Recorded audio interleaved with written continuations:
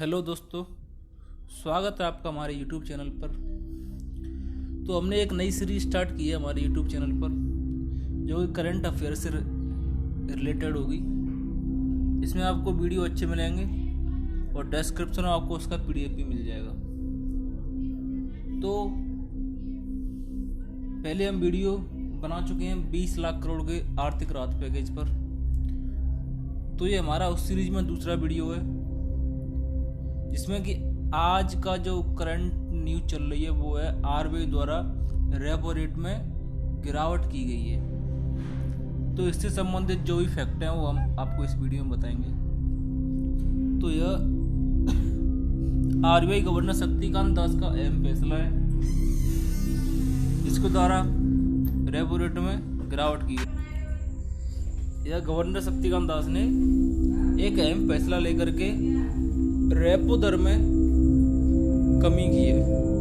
तो इसका market impact क्या होगा, इसके द्वारा इंडियन मार्केट पर क्या इफेक्ट पड़ेगा, कितनी रेपो रेट कम की है, कम होने का रीजन क्या है। तो चलिए शुरू करते हैं। रिजर्व बैंक ऑफ इंडिया द्वारा रेपो रेट में कमी की गई है, जो कि 0.40% की कमी के साथ 4% पर रोकी गई है। पहले क्या थी, 4.4 थी। तो इसमें एक कटौती पहले 27 मार्च को भी की जा चुकी है कोरोना वायरस के कारण।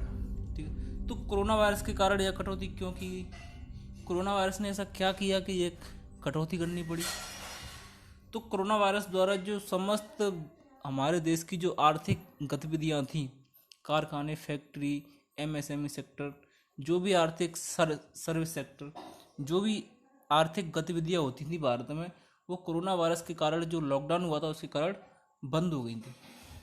तो बंद होने के कारण क्या हुआ कि जो मुद्रा थी, भारतीय मुद्रा, रुपया, उसका ट्रांसफर नहीं हुआ, एक हाथ से दूसरे हाथ में नहीं गई।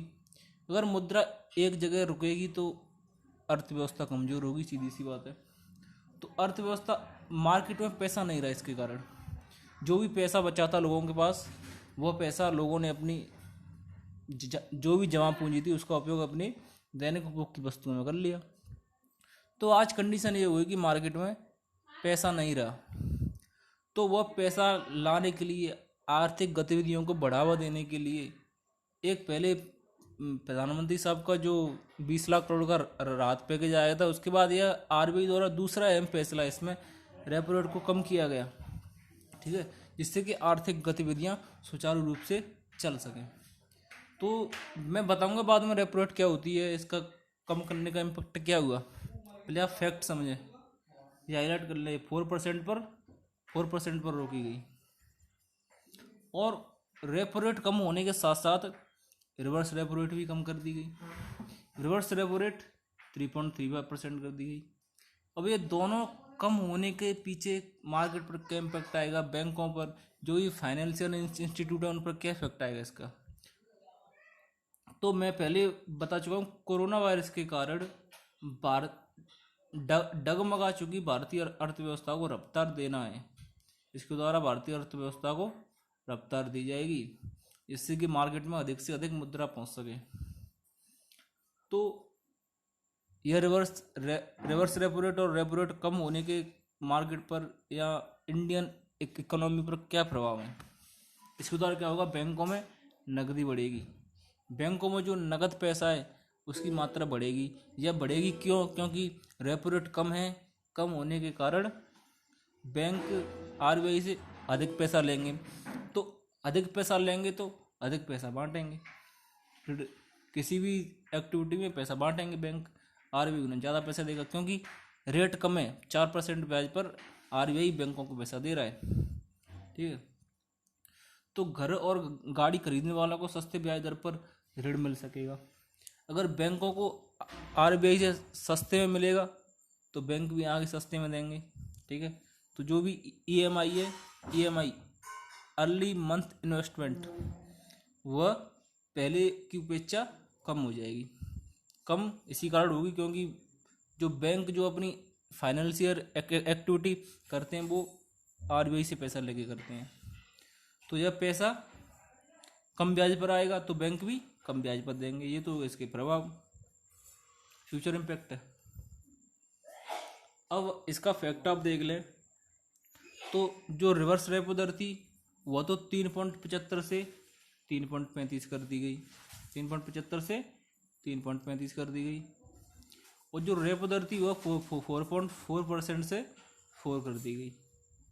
ठीक है, तो इसका पहला इम्पैक्ट मैं पहले भी बता चुका हूँ और एक बार आपको बता देता हूँ कि कोरोना वायरस के कारण जो ग्लोबल पेंडेमिक चला है कोरोना वायरस, उसके कारण पहले भी 27 मार्च को आरबीआई ने रेपो दर में 0.75% की कमी और रिवर्स रेपो दर में 0.90 की कटौती पहले ही आरबीआई कर चुका है 27 मार्च को। यह जो ग्लोबल पेंडेमिक जो कोरोना कोविड-19 चला उसके कारण, तो ये फैक्ट आप याद करना, 3.75 से 3.35 और 4.4 से 4। अब समझ लें आप रेपो दर क्या होती है। रेपो दर का मतलब होता है वह दर जिस पर आरबीआई अपने क्षेत्र के बैंकों को ऋण उपलब्ध करवाता है। आरबीआई जो भी फाइनेंशियल इंस्टीट्यूट हैं, जो भी बैंक हैं, गवर्नमेंटल प्राइवेट जो भी बैंक हैं, उनको आरबीआई जिस दर पर ऋण देता है, ठीक है, आरबीआई ऋण देगा और बैंक उसको अदा करेंगे। तो अगर वह दर कम होगी तो बैंक ऋण ज़्यादा ले सकेंगे। ठीक है, मतलब बैंक अपने कार्यों के लिए आरबीआई से ऋण लेते हैं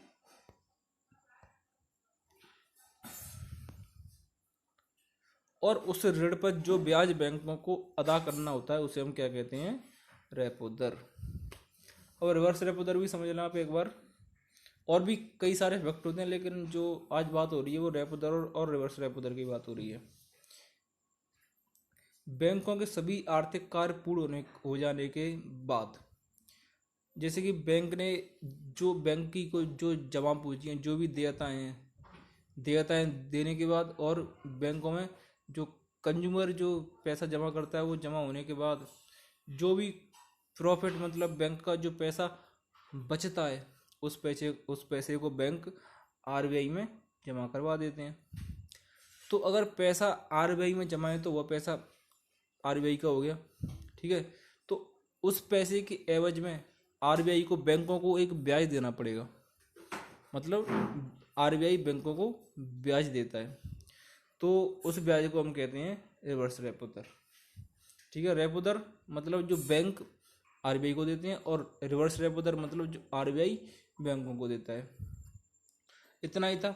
अगली सीरीज में हमारा कोई और वीडियो आएगा, हम डेली एक एडिटोरियल एनालिसिस या कोई भी करंट अफेयर न्यूज होगी वो लाएंगे। सुबह तो आपको ये मिलेगा पूरा टेक्स्ट ऑप्शन में और शाम को आपको हम देंगे यही क्वेश्चन आंसर फॉर्मेट में। ठीक है, एमसीक्यूज में 4 ऑप्शन देंगे, क्वेश्चन होगा उसके 4 ऑप्शन होंगे, आपको उसमें सही आंसर देना है। तो मुझे उम्मीद है आपको समझ में आ गया होगा। अगर वीडियो को देखने के लिए धन्यवाद और हो सके तो हमारे चैनल को सब्सक्राइब करें और वीडियो आपको पसंद आया तो वीडियो को लाइक कर दें।